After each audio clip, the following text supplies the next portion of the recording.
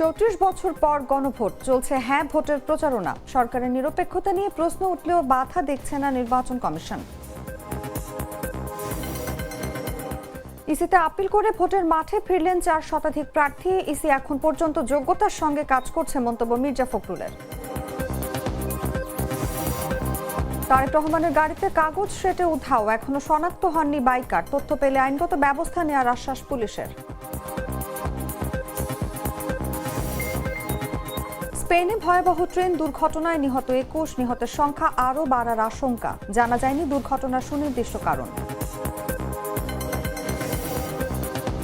এবং বিফলে কোহলির ৫৪তম সেঞ্চুরি। ভারতের মাটিতে প্রথমবার ওয়ানডে সিরিজ জিতল নিউজিল্যান্ড।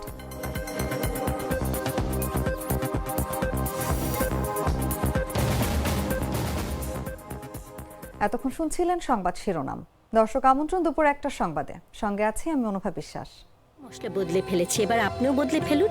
একবার প্রাণ গুঁড়া মশলা ব্যবহার করেই দেখুন। চলে যাচ্ছি পুরো খবরে। ত্রয়োদশ জাতীয় সংসদ নির্বাচনকে ঘিরে দেশ জুড়ে যখন উৎসব মুখর আবহ, ঠিক তখনই বাড়তি আলোচনার কেন্দ্রে এসেছে গণভোট। দীর্ঘ ৩৪ বছর পর আবারও গণভোট হতে যাচ্ছে দেশে। আগামী ১২ই ফেব্রুয়ারি নির্বাচনের দিনই একসঙ্গে অনুষ্ঠিত হবে এই গণভোট, যেখানে রাজনৈতিক সংস্কারের অংশ হিসেবে ৪টি গুরুত্বপূর্ণ সাংবিধানিক প্রশ্নে জনগণের রায় নিতে চায় অন্তর্বর্তী সরকার। সরকার ও প্রায় সব রাজনৈতিক দলের হ্যাঁ ভোটের পক্ষে অবস্থান। জোরালো প্রচারণা এবং নিরপেক্ষতা নিয়ে ওঠা প্রশ্ন, সব মিলিয়ে এবারের গণভোট ঘিরে তৈরি হয়েছে ব্যাপক আগ্রহ ও বিতর্ক। বিস্তারিত জাগো ডেস্ক রিপোর্টে। ত্রয়োদশ জাতীয় সংসদ নির্বাচন নিয়ে যেমন উৎসব মুখর পরিবেশ তৈরি হয়েছে, তেমনি বাড়তি আগ্রহের জায়গা তৈরি হয়েছে গণভোট নিয়ে। ৩৪ বছর পর দেশে হতে যাচ্ছে গণভোট। ১৯৭৭ সালে শহীদ রাষ্ট্রপতি জিয়াউর রহমান আমলে রাষ্ট্রপতির নেতৃত্বের প্রতি আস্থা বিষয়ে গণভোট অনুষ্ঠিত হয়। সে সময় সরকারি হিসাবে প্রায় ৯৯% ভোট হ্যাঁ এর পক্ষে আসে। ১৯৮৫ সালে রাষ্ট্রপতির HM এরশাদের আমলে শাসন ব্যবস্থার প্রতি সমর্থন বিষয়ে গণভোট হয়। সরকার বিপুল হ্যাঁ ভোটের দাবি করলেও বিরোধী দলগুলোর অভিযোগ ছিল ব্যাপক কারচুপির। এরপর ১৯৯১ সালে তৃতীয় গণভোট হয়। রাষ্ট্রপতি শাসন থেকে সংসদীয় গণতন্ত্রে মানুষ ফিরতে চায় কিনা তা নিয়ে গণভোট হয়।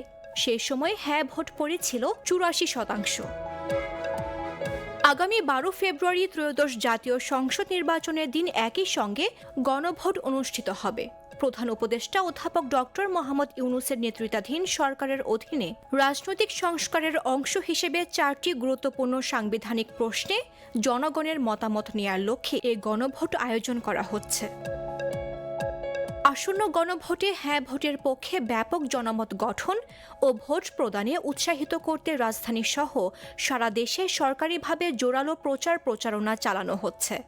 অন্তর্বর্তী সরকারের উপদেষ্টা পরিষদের সদস্য এবং প্রধান উপদেষ্টার বিশেষ সহকারীরাও মাঠে নেমেছেন হ্যাঁ ভোটের পক্ষে জনমত তৈরিতে। গণভোটে হ্যাঁ ভোটের পক্ষে সবচেয়ে বিস্তৃত ও সংগঠিত প্রচারণা চালাচ্ছে অন্তর্বর্তী সরকার। এর মধ্যে রয়েছে উপদেষ্টাদের জেলা সফর, সরকারি দপ্তর ও শিক্ষা প্রতিষ্ঠানের ব্যানার, ব্যাংক শাখায় বাধ্যতামূলক প্রচার, NGO ও উন্নয়ন সংস্থাকে নির্দেশনা, স্কুল কলেজ মাদ্রাসার শিক্ষকদের মাধ্যমে প্রচার, জুমার খুতবা ও ধর্মীয় প্রতিষ্ঠানে আলোচনা, পোশাক কারখানা ও সাংস্কৃতিক অনুষ্ঠানে প্রচারণা এবং প্রধান উপদেষ্টার ফেসবুক পেজে ভিডিও ও ফটোকার্ড প্রকাশ। শুধু সরকারই নয়, আগামী ১২ ফেব্রুয়ারির জাতীয় সংসদ নির্বাচনে অংশগ্রহণকারী প্রায় সব রাজনৈতিক দলই প্রকাশ্যে হ্যাঁ ভোটের পক্ষে অবস্থান নিয়েছে। দেশের অন্যতম রাজনৈতিক দল বিএনপিও গণভোটে হ্যাঁ ভোট দেওয়ার সিদ্ধান্ত নিয়েছে। এছাড়াও জাতীয় নাগরিক পার্টি গণভোটে হ্যাঁ জয় নিশ্চিত করতে আসনভিত্তিক কর্মসূচি হাতে নিয়েছে। আইন বিশেষজ্ঞরা এতে সরকারের নিরপেক্ষতা ক্ষুণ্ণ হতে পারে বলে মন্তব্য করলেও এতে কোনো বাধা দেখছে না নির্বাচন কমিশন। যদিও রিটার্নিং কর্মকর্তারা হ্যাঁ বা না ভোটের পক্ষে কোনো ধরনের প্রচার চালাতে পারবে না বলে জানিয়েছে সাংবিধানিক সংস্থাটি। মামদুহা রাইসা, জাগো নিউজ। ত্রয়োদশ জাতীয় সংসদ নির্বাচনে অংশ নিতে জমা দেওয়া মনোনয়নপত্র বাতিল করে রিটার্নিং কর্মকর্তাদের জানানোর সিদ্ধান্তের বিরুদ্ধে আপিল করে প্রার্থিতা ফিরে পেয়েছেন ৪ শতাধিক প্রার্থী, যা মোট আপিলকারীর ৬৫%-এরও বেশি। নির্বাচন কমিশনে আপিলের ওপর রোববার পর্যন্ত টানা 9 দিনের শুনানিতে এসব প্রার্থী ভোটের মাঠে ফিরে আসার সুযোগ পেলেন। অন্যদিকে রিটার্নিং কর্মকর্তা মনোনয়নপত্র বৈধ ঘোষণা করলেও প্রতিপক্ষের আপিলের জেরে বিএনপির 4 জনের প্রার্থিতা বাতিল করেছে ইসি। রোববার রাজধানীর আগারগাঁওয়ে নির্বাচন ভবন অডিটোরিয়ামে নবম ও শেষ দিনের আপিল শুনানি অনুষ্ঠিত হয়। নবম দিনের শুনানিতে বেশিরভাগ ঋণ খেলাপি ও দ্বৈত নাগরিকত্ব ইস্যু নিষ্পত্তি করা হয়। প্রার্থিতা বাছাইয়ে রিটার্নিং কর্মকর্তাদের দেওয়া সিদ্ধান্তের বিরুদ্ধে করা আপিল শুনানিতে ইসি কোনো পক্ষপাত করেনি বলে দাবি করেছেন প্রধান নির্বাচন কমিশনার এএমএম নাসির উদ্দিন। সেই সঙ্গে আশা প্রকাশ করেছেন সবার অংশগ্রহণে সুন্দর নির্বাচন হোক।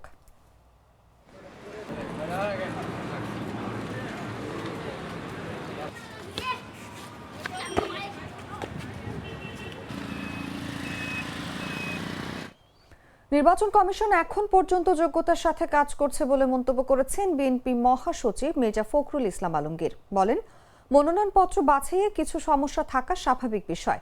সোমবার জিয়াউর রহমানের 90তম জন্মবার্ষিকী উপলক্ষে তার সমাধিতে শ্রদ্ধা নিবেদন শেষে একথা বলেন বিএনপি মহাসচিব। এ সময় ইসি যোগ্যতার সঙ্গে এই নির্বাচন পরিচালনা করতে সক্ষম হবে বলেও আশা ব্যক্ত করেন তিনি। নির্বাচন কমিশনের যখন বাছাই হয় তখন কিছু সমস্যা থাকে, এটা নতুন কোনো ব্যাপার না। আমরা এখন পর্যন্ত নির্বাচন কমিশনকে দেখেছি যে মোটামুটিভাবে তারা যোগ্যতার সঙ্গেই কাজ করছে। আমাদের যে সমস্যাগুলো একটা আমরা মনে করেছি সেগুলো আমরা গতকাল তার সামনে তুলে ধরেছি এবং আমরা বিশ্বাস করি যে নির্বাচন কমিশন যোগ্যতার সঙ্গেই এই নির্বাচন পরিচালনা করতে সক্ষম হবে। এক ভোট বাক্স নীতি নিয়ে আসন সমঝোতায় আলোচনায় থাকলেও শেষ পর্যন্ত বিভক্ত হয়ে পড়েছে জামায়াত চরমোনাই জোট। 11 দলীয় জোট থেকে ইসলামী আন্দোলন বাংলাদেশ সরে যাওয়ায় এখন 10 দলীয় নির্বাচনী ঐক্য গড়ে উঠেছে। এ অবস্থায় জোটে এখনো ফাঁকা থাকা 47টি আসন ঘিরে নতুন করে দর কষাকষি শুরু হয়েছে। জোট সংশ্লিষ্ট একাধিক সূত্র জানিয়েছে, আসন সমঝোতার নতুন হিসাব নিকাশে এখন মনোযোগ দিচ্ছে দলগুলো। বিশেষ করে এনসিপি, মামুনুল হকের নেতৃত্বাধীন বাংলাদেশ খেলাফত মজলিস এবং খেলাফত মজলিস এরই মধ্যে জামায়াতের কাছে তাদের দাবি জানিয়েছে। তাদের দাবি, মাঠ পর্যায়ের অবস্থান ও সাংগঠনিক শক্তি বিবেচনায় উল্লেখযোগ্য সংখ্যক আসন ছাড় দিতে হবে। এছাড়া খেলাফত আন্দোলনেও জোট থেকে অন্তত একটি আসন পেতে পারে বলে আলোচনা চলছে। পাশাপাশি এরই মধ্যে ঘোষিত 253 আসনের কোনটিতে প্রার্থী পরিবর্তন করা হতে পারে, এ বিষয়ে দলগুলোর মধ্যে আলোচনা চলছে। শুধু খালি থাকা 47 আসনই নয়, এরই মধ্যে ঘোষিত 253 আসনের কোনো আসনে প্রার্থী পরিবর্তনের সম্ভাবনাও রয়েছে। বাস্তব অবস্থান ও সমঝোতার স্বার্থে কয়েকটি আসনে প্রার্থী পুনর্বিন্যাসের বিষয়টি গুরুত্ব পাচ্ছে।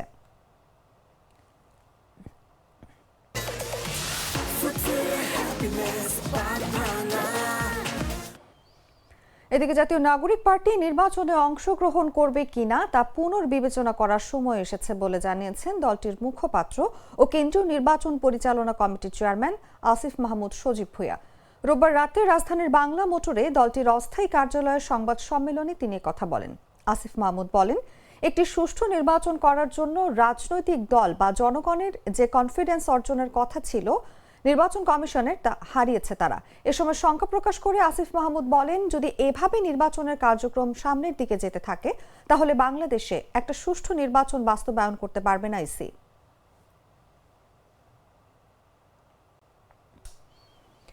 বিএনপি চেয়ারম্যান তারেক রহমানকে বহনকারী চলন্ত গাড়িতে একটি সাদা খামসেটে দ্রুত মোটরসাইকেল যোগে পালিয়ে যাওয়া ব্যক্তিকে এখনো শনাক্ত করতে পারেনি পুলিশ। পুলিশ জানিয়েছে, ফুটেজ ও অন্যান্য তথ্য বিশ্লেষণ করে মোটরসাইকেল ও আরোহীকে শনাক্তের চেষ্টা চলছে। নতুন কোনো তথ্য পাওয়া গেলে আইনগত ব্যবস্থা নেওয়া হবে। বিস্তারিত জাগো ডেস্ক রিপোর্টে। 14 জানুয়ারি রাত 11:15 কার্যালয় থেকে গাড়িতে করে বাসায় ফিরছিলেন বিএনপি চেয়ারপারসন তারেক রহমান। এ সময় ঘটে যায় এক অনাকাঙ্ক্ষিত ঘটনা। গুলশানের 65 নম্বর সড়কে তারেক রহমানের গাড়ি বহরের মধ্যে ঢুকে তার চলন্ত গাড়িতে স্কচ টেপ দিয়ে একটি সাদা খাম সেটে দ্রুত বেগে চলে যান এক মোটরসাইকেল চালক। তারেক রহমান তখন ওই বুলেট প্রুফ গাড়িতেই ছিলেন। সামনে পেছনে তার নিজস্ব নিরাপত্তা দলও ছিল। কাগজে কিছু লেখা ছিল না। মোটরসাইকেলটি ছিল সাদা রঙের হিরো হাঙ্ক ব্র্যান্ডের। সেখানকার একটি ভিডিও পুলিশ পেয়েছে, তবে সেটি খুব স্পষ্ট নয়। ঘটনাস্থলের আশপাশে সংগ্রহকৃত সিসিটিভি ফুটেজে দেখা যায় একজন বাইকার গাড়ির কাছে এসে কাগজ লাগিয়ে দ্রুত চলে যান। তবে ভিডিওর মান ভালো না হওয়ায় আরোহীর পরিচয় স্পষ্টভাবে শনাক্ত করা যাচ্ছে না। এই ঘটনায় গুলশান থানায় পুলিশের পক্ষ থেকে একটি সাধারণ ডায়েরি করা হয়েছে, তবে এখনো ওই মোটরসাইকেল বা চালককে শনাক্ত করতে পারেনি পুলিশ। এটি কেন এবং কী উদ্দেশ্যে করলো তা এখনো জানা যায়নি। পুলিশ জানিয়েছে, ফুটেজ ও অন্যান্য তথ্য বিশ্লেষণ করে মোটরসাইকেল ও আরোহীকে শনাক্তের চেষ্টা চলছে। নতুন কোনো তথ্য পাওয়া গেলে আইনগত ব্যবস্থা নেওয়া হবে। নিউজ ডেস্ক, জাগো নিউজ। সিলেটের শাহজালাল বিজ্ঞান ও প্রযুক্তি বিশ্ববিদ্যালয় কেন্দ্রীয় ছাত্র সংসদ ও হল সংসদ নির্বাচনকে কেন্দ্র করে সব ধরনের প্রস্তুতি সম্পন্ন করেছে প্রক্টরিয়াল বডি। নির্বাচনের আগে ও পরে ক্যাম্পাসের নিরাপত্তায় বিভিন্ন কর্মসূচি হাতে নিয়েছে প্রক্টর অফিস। রোববার রাতে নিজ কার্যালয়ের সাংবাদিকদের সঙ্গে মতবিনিময়কালে বিষয়গুলো তুলে ধরেন প্রক্টর অধ্যাপক মোখলেসুর রহমান। আজকে এটা দ্বিতীয় একটা সভা হলো বিশ্ববিদ্যালয় কর্তৃপক্ষের নেতৃত্বে। আমরা সিভিল এবং পুলিশ প্রশাসন এবং গোয়েন্দা সকল বাহিনীর সমন্বয়ে আমরা নির্বাচন কমিশন সহ বসেছিলাম এবং আমাদের পারস্পরিক যে মতামত সেগুলো আদান প্রদান করেছি। আজকে আমরা মোটামুটি একমত হয়েছি যে আমাদের একটা নিরাপদ, নিরপেক্ষ, গ্রহণযোগ্য, উৎসবমুখর পরিবেশে একটি নির্বাচন উপহার দেওয়ার জন্যে প্রয়োজন যা যা শর্ত সেগুলো পূরণের আমরা সর্বোচ্চ চেষ্টা করেছি। এরপরেও যদি কিছু আমাদের ঘাটতি থাকে সেগুলো আমাদের আরও 24 ঘন্টা আমাদের হাতে আছে, সেটা আমরা এর মধ্যেই আশা করছি গ্রহণ করব। আমরা বিশ্বাস করি সবার সহযোগিতা থাকলে একটা সুষ্ঠু নির্বাচন অনুষ্ঠান করা আমাদের পক্ষে সম্ভব হবে। মিরসরাইয়ে গ্যাস সিলিন্ডার বাহী গাড়ি উল্টে পথচারী এক ভিক্ষুকের মৃত্যু হয়েছে। এতে চালক ও হেলপার গুরুতর আহত হয়েছেন। সোমবার সকাল 7:30টায় ঢাকা চট্টগ্রাম মহাসড়কের নিজামপুর এলাকায় এই ঘটনা ঘটে। হাইওয়ে পুলিশ ও প্রত্যক্ষদর্শী সূত্রে জানা গেছে, সোমবার উপজেলার নিজামপুর এলাকার সকাল 7:30টায় চট্টগ্রামমুখী লেনে একটি এলপিজি সিলিন্ডার বাহী ট্রাক নিয়ন্ত্রণ হারিয়ে মহাসড়কে মুহূর্তে উল্টে যায়। উল্টে যাওয়ার আগে পাশে থাকা এক পথচারীকে সড়ক বিভাজকের সঙ্গে সজোরে ধাক্কা দিলে পিষ্ট হয়ে ঘটনাস্থলে নিহত হন তিনি। এ বিষয়ে কুমিরা হাইওয়ে থানার ভারপ্রাপ্ত কর্মকর্তা জাকির রাব্বানী বলেন, সকালে দুর্ঘটনার খবর পেয়ে পুলিশ মরদেহ উদ্ধার করে।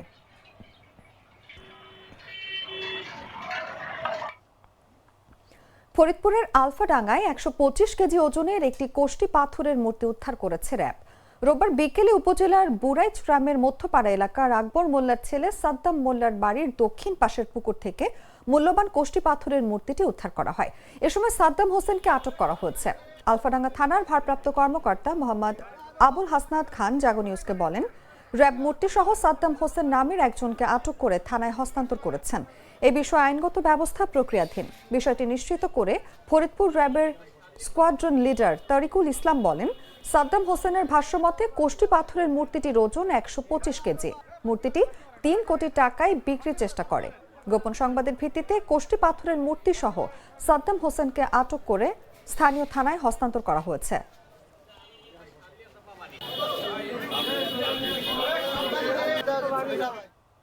জানাবো আন্তর্জাতিক সংবাদ। Treat chocolate. Treat moment. Sweet moment.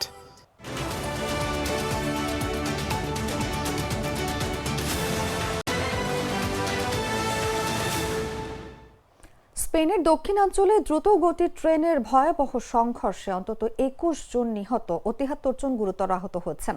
স্থানীয় সময় সোমবার সন্ধ্যা 6:50 দিকে কর্দোবা শহরের আদামুজ এলাকায় এই দুর্ঘটনা ঘটে। কর্তৃপক্ষের আশঙ্কা করছে নিহতের সংখ্যা আরও বাড়তে পারে। এদিকে দুর্ঘটনার সুনির্দিষ্ট কারণ এখনো জানা যায়নি। তদন্ত শেষ হতে অন্তত 1 মাস সময় লাগতে পারে বলে ধারণা করা হচ্ছে। স্থানীয় রেল নেটওয়ার্ক অপারেটর আদিফ জানায়, মালাগা থেকে মাদ্রিদগামী একটি দ্রুতগামী ট্রেন আদামুজ এলাকার কাছে লাইনচ্যুত হয়ে পাশের আরেকটি ট্র্যাকে উঠে যায়। এরপর সেটি বিপরীত দিক থেকে আসা মাদ্রিদ থেকে হুয়েলভাগামী আরেকটি ট্রেনের সঙ্গে সংঘর্ষে জড়ায়। বেসরকারি রেল কোম্পানি ইরিও জানিয়েছে, মালাগা থেকে যাত্রা করা যে ট্রেনটি প্রথমে লাইনচ্যুত হয় তাতে প্রায় 300 যাত্রী ছিলেন। অন্যদিকে রাষ্ট্রীয় রেল সংস্থা রেনফে পরিচালিত অন্য ট্রেনটিতে প্রায় 100 জন যাত্রী ছিলেন।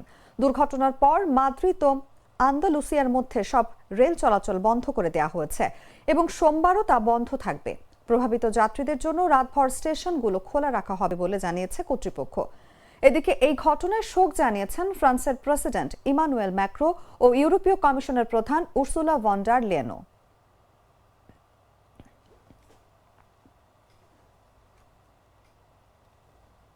সংবাদ শেষ করব খেলার খবর জানিয়ে।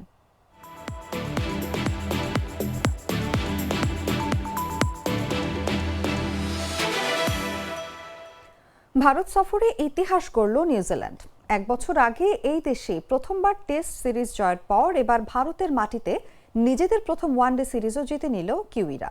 ইনজুরিতে বিধ্বস্ত দল নিয়ে সফরে এসে প্রথম ম্যাচ হেরেও দারুণ প্রত্যাবর্তনে 2-1 ব্যবধানে সিরিজ নিজেদের করে নেয় তারা। ইন্দোরে সিরিজ নির্ধারণী ম্যাচে সফরকারীরা প্রথমে ব্যাট করে 338 রানের বড় লক্ষ্য দাঁড় করায় ভারতের সামনে। জবাব দিতে নেমে বিরাট কোহলির দুর্দান্ত এক সেঞ্চুরি সত্ত্বেও নিউজিল্যান্ডের বোলারদের সামনে 296 রানে থেমে যায় ভারত, যার ফলে 41 রানে পরাজয় মানতে হয় স্বাগতিকদের। এই হারে ভারতের ঘরের মাঠে টস জিতে টানা 14 ম্যাচ অপরাজিত থাকার রেকর্ডও ভেঙে গেল। অন্যদিকে ভারতের মাটিতে এই প্রথম ওয়ানডে সিরিজ জিতল কিউইরা।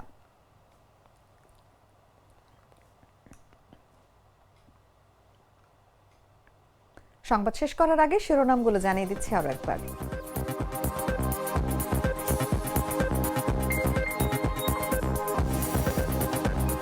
34 বছর পর গণভোট, চলছে হ্যাঁ ভোটের প্রচারণা। সরকারের নিরপেক্ষতা নিয়ে প্রশ্ন উঠলেও বাধা দেখছে না নির্বাচন কমিশন। ইসিতে আপিল করে ভোটের মাঠে ফিরলেন 4 শতাধিক প্রার্থী। ইসি এখন পর্যন্ত যোগ্যতার সঙ্গে কাজ করছে, মন্তব্য মির্জা ফখরুলের। তারেক রহমানের গাড়িতে কাগজ সেটে উধাও, এখনো শনাক্ত হননি বাইকার। তথ্য পেলে আইনগত ব্যবস্থা নেওয়ার আশ্বাস পুলিশের। স্পেনে ভয়াবহ ট্রেন দুর্ঘটনায় নিহত 21, নিহতের সংখ্যা আরও বাড়ার আশঙ্কা। জানা যায়নি দুর্ঘটনার সুনির্দিষ্ট কারণ। এবং বিফলে কোহলির 54তম সেঞ্চুরি, ভারতের মাটিতে প্রথমবার ওয়ানডে সিরিজ জিতল নিউজিল্যান্ড।